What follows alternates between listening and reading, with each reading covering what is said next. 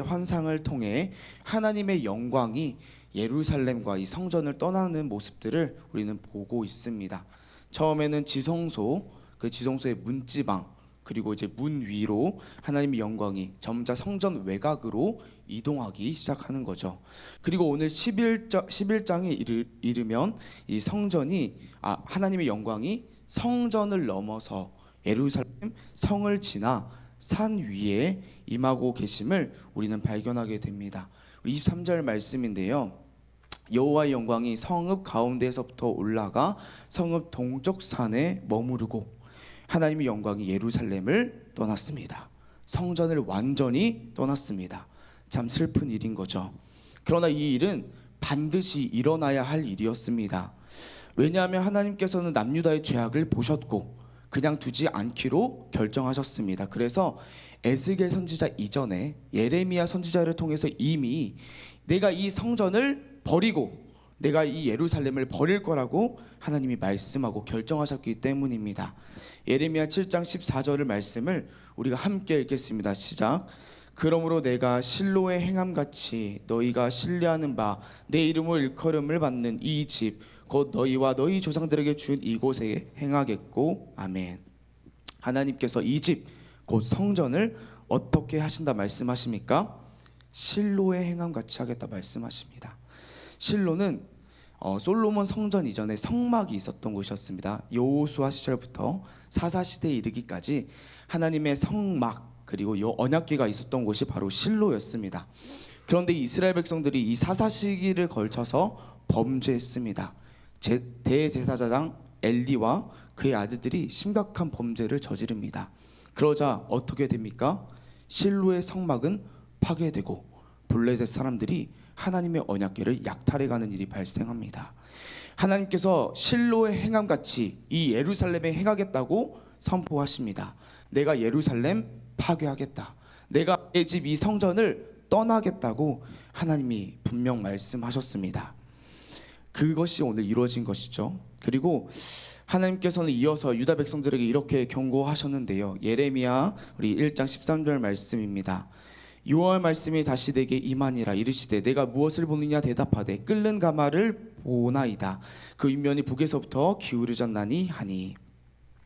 하나님이 예레미야에게 또 다른 환상을 보여주십니다. 예레미야에게 끓는 가마를 보여주셨습니다.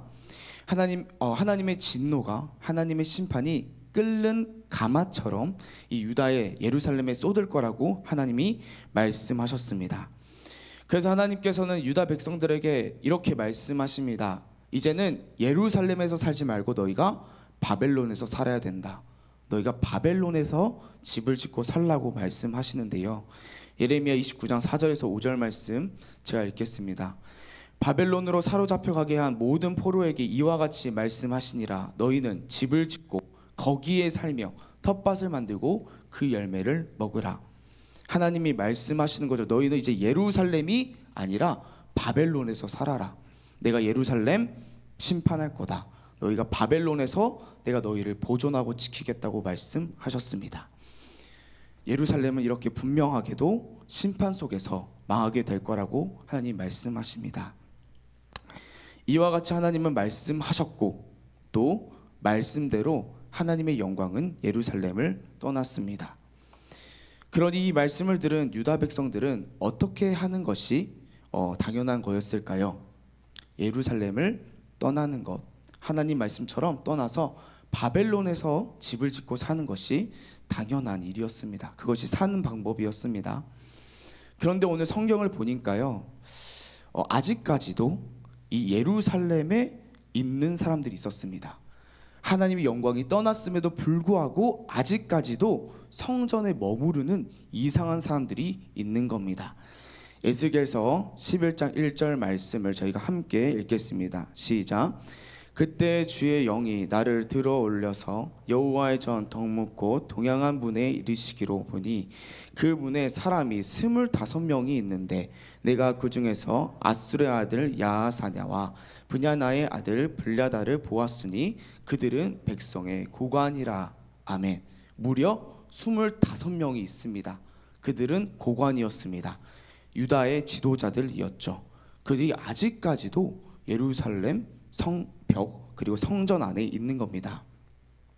그렇다면 왜 이들은 아직까지 이 예루살렘에 머물고 있는 걸까요? 하나님은 떠나셨는데요. 그들이 하나님의 말씀을 못 들었던 걸까요? 아쉽게도 그건 아닌 것 같습니다. 이들은 하나님의 말씀을 분명히 들었습니다. 들은 사람들이었습니다. 왜냐하면 이들의 대화를 보면 이들의 하나님 말씀을 들었음을 우리는 발견하게 됩니다. 이들이 심지어는 하나님의 말씀을 가지고 대화를 합니다. 우리 3절을 함께 읽겠습니다. 시작.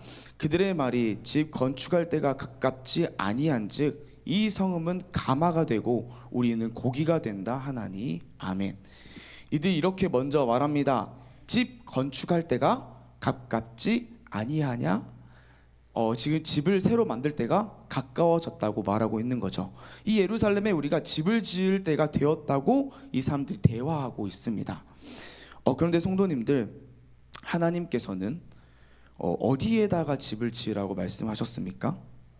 맞습니다. 바벨론에다가 집을 지으라고 말씀하셨습니다. 이들이 그 말을 들었습니다. 그런데 이렇게 말하는 거죠. 아니다. 바벨론이 아니라 예루살렘에 집을 짓자. 하나님이 잘못 말씀하셨나 봐. 바벨론이 아니라 예루살렘에 집을 지을 때가 되었다고, 집을 짓고 살 때가 되었다고 말하고 있는 겁니다.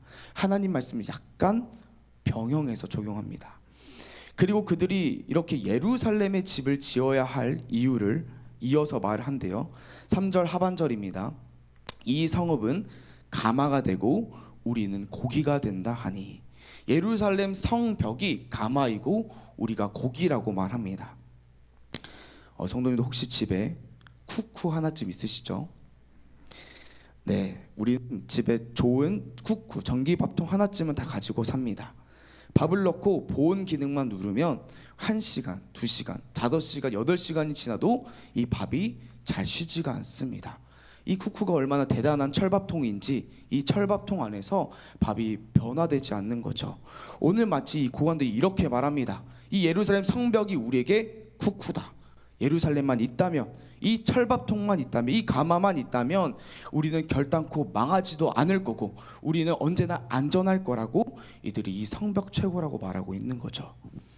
이미 이들은 2번이나 침략 속에서도 지금 살아남았습니다. 그러니 이 성읍만 있다면, 성벽만 있다면 우리 망할 일 없다 자신하고 있는 겁니다. 이들은 분명히 하나님의 말씀을 들었습니다. 바벨론의 집을 지어라. 끓는 가마 같은 나의 분노가 예루살렘에 쏟아질 거다. 들었습니다. 그러나 말씀을 약간 틀어서 적용합니다. 그래, 집을 짓자. 바벨론이 아니라 예루살렘에 집을 짓자. 그래, 가마 같은 진노 쏟아지겠지. 그러나 가마 같은 이 성벽이 우리를 보호해 줄 거다. 말씀을 분명히 들었으나 그 말씀을 왜곡해서 적용하며 스스로 안심시키고 있었던 거죠. 그렇다면 이들은 왜 이렇게 하고 있는 걸까요? 왜 들었으면서도 약간 변경해서 자신들에게 하나님의 말씀을 적용하고 있는 걸까요? 간단합니다. 하나님의 말씀이 마음에 안 드는 겁니다. 바벨론에 잡혀가라는 그 하나님의 말씀이, 바벨론의 포로로 살아라는 그 하나님 말씀이 마음에도 안 들고 납득도 되지 않는 거죠. 하나님, 어떻게 우리가 포로로 잡혀갑니까? 이해되지 않습니다. 그래서 자신들의 욕심을 따라, 원함을 따라, 욕망을 따라 말씀을 들었으나 말씀을 살짝 변경해서 적용하고 있었던 겁니다. 그렇다면 그들의 생각처럼 정말 예루살렘이 그들을 지켜주는 철가마였을까요? 그들의 생명을 보존해주는 요새였을까요? 당연하게도 아니었습니다. 그것을 예스겔 11절과 13절이 우리에게 보여주는데요. 우리 함께 읽도록 하겠습니다. 시작. 이 성읍은 너희가 가마가 되지 아니하고 너희는 그 가운데서 고기가 되지 아니할지라. 너희가 너희를 심판하리니 이에 내가 예언할 때에 브나야의 아들 블랴다가 죽기로. 아멘. 남은 자를 다 멸절하고자 하시나이까 하니라. 아멘. 저희가 이제 상반절을 보면요, 예스겔이 예언할 때에 브냐야의 아들 블랴다가 죽습니다. 블랴다가 누구였습니까? 25명의 고관들 중에 한 명이었습니다. 그 사람이 어디에 있었습니까? 그들이 자랑하는 예루살렘 성벽 안에 있었습니다. 예루살렘에서 죽습니다. 그것도 성전 문 옆에서 예언이 끝나기 전에 그가 죽임을 당하는 거죠. 그러니 지금 이 말씀이 보여주는 겁니다. 예루살렘이 철가마가 아니다. 예루살렘이, 이 성전이 너희를 보호할 요새도 피난처도 될 수 없다는 사실을 하나님께서 분명하게 보여주시는 거죠. 그렇다면요, 성도님들, 무엇이 이 유다를 보호하는 가마이고 그들의 생명을 보장하는 피난처가 되며 요새가 되는 걸까요?